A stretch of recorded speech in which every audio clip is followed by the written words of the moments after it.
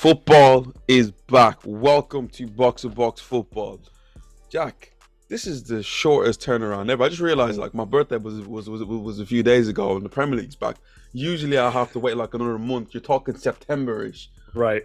The Premier League's back and life is just good again, man. And the best thing about the Premier League when it's back, well, the best thing when something happens and Arsenal win, everything's great. Premier League's back, Arsenal win. It's good. Great. It's good on this channel when Arsenal win. Yes. No, maybe not on most channels, but it's great on the channel for me, especially Arsenal go to Selhurst Park and beat Crystal Palace 2-0. A place where, in not only recent years but just overall, like we struggled at home and away, and especially that man Wilfried Zaha. We've always seemed to have a weird thing about him. Should have signed him a few years ago, didn't. But 2-0. New look Arsenal. I wouldn't say new look. We signed a few players here and there. But what did you think of Arsenal, Jack, after that performance? I think Arsenal looked pretty good. I'm not going to lie to you. Like, leading up to the game, I think you and I would agree with one another here that, like, James, that is not an easy place to go. Like, if you're kicking off the new season, first of all, you want to be at home. Okay, Arsenal aren't at home. Right. Second of all, you want to play against a team who, hopefully you're going to be dominant against and you're going to be able to beat. Well, Crystal Palace last year versus the top six were the third best football team in the league. Wow. They put that on Sky Sports. So City were the best. I think they got 20 points off the top six. Liverpool were second. I think they got 18 points. But I think Palace were third. So again, you're going away to a team that does well against a team in your category. That's tough. Like, James, I'll be like total transparency here. We haven't done our prediction video yet. Maybe that's something we'll do tonight. Maybe it's something we'll do tomorrow morning. I don't know. But like, James, I had Palace winning 2-1. I definitely did. I like Eze. I really think Eze's good. I think Wilfried Zaha, when he's a little bit riled up, is a good player. Jordan Ayew is a pain in the neck. Odson Edouard's got a point to prove. That Doucouré kid that Patrick Vieira signed off on and they signed is a nice player, right? Tariq Mitchell is going to just continue to develop. Anderson was a really good pickup. So there were lots of things that I thought might unnerve this Arsenal team. Was the pressure going to be too much for Gabriel Jesus? Odegaard as captain, there are a couple. The reaction to Thomas Partey, which again I don't think we'll get into too much, but like just another thing that you might just be like, wow, what impact is this going to have? But all credit to Arsenal, James. They dealt with all of that stuff really, really well. It looked neat and tidy. It didn't seem to really fall off too badly at any point. Chances for Palace were largely limited. Couple of 50-50 decisions, which I think on a different day might go Palace's way. There are a few handballs, which again weren't stonewall, should be penalties 100%, but there were a few handballs in there throughout. I think there were like 3 or 4 throughout the game where I thought, Arsenal are lucky that there wasn't one bad decision that went against them. You know what I mean? So yeah, I was impressed. I'm not going to say they're going to win the league, but I was impressed with how they dealt with the gravity of the situation. Looking at the stats, it just shows like it was an even game. Palace had 56% of possession, had the same amount of shots, 2 shots on target each, and had 10 shots each. So by the stats, it shows that in fact Palace might have edged it when people really talk about it. But I felt Arsenal's domination at the start of the game and ending of the game was a really, really big thing.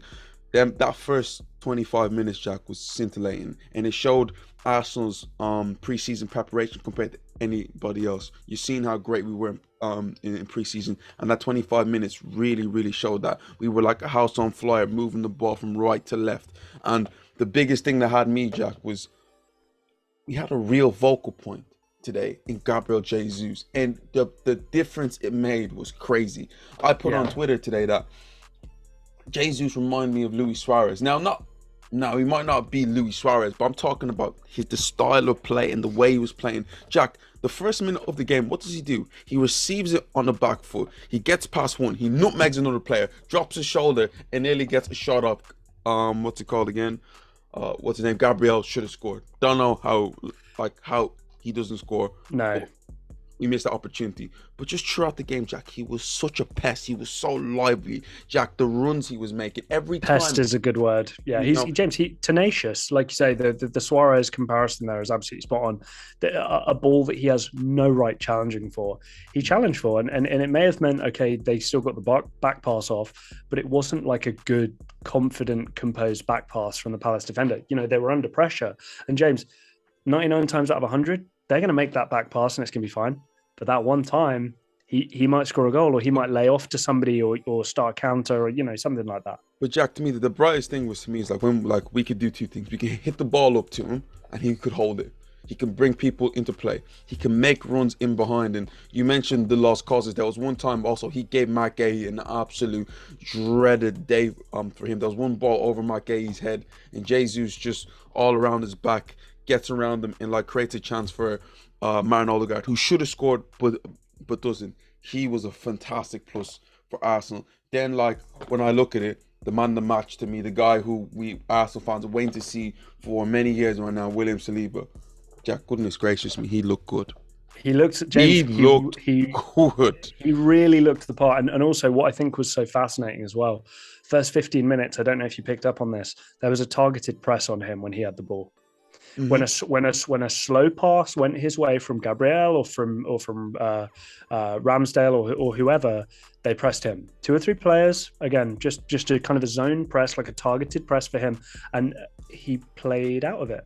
Jack, And do you know fine. what? Do you know what impressed me the most was that his ability to sniff out danger. There was a few times when Wilfred Zaha had let's say Ben White 1-on-1, and he chopped him, and some people right there would just stay and just protect the goal. He came across, blocked the shot, and stopped Wilfred Zaha from getting a shot on goal. So many times he was the one sniffing out danger. Where maybe if it was another centre back there, Crystal Palace are getting a clear shot on goal. Like for me, it was a Rolls Royce performance. Gary Neville mentioned how it was like a Rio Ferdinand-esque performance.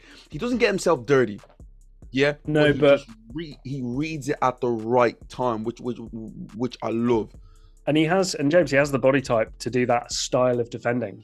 This is a big, long, this guy doesn't have to work very hard to cover like large spaces. Like he just one stride and he's right with you. So again, as long as he's not being too clumsy and as long as he's not over committing, if he can have that air about him, similar to the kind of thing that Van Dijk does.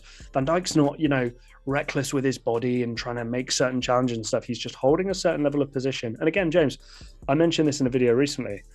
Yeah, I didn't see him play last year. Sorry, guys, I missed all the St. Etienne games. Like, poor old me, right?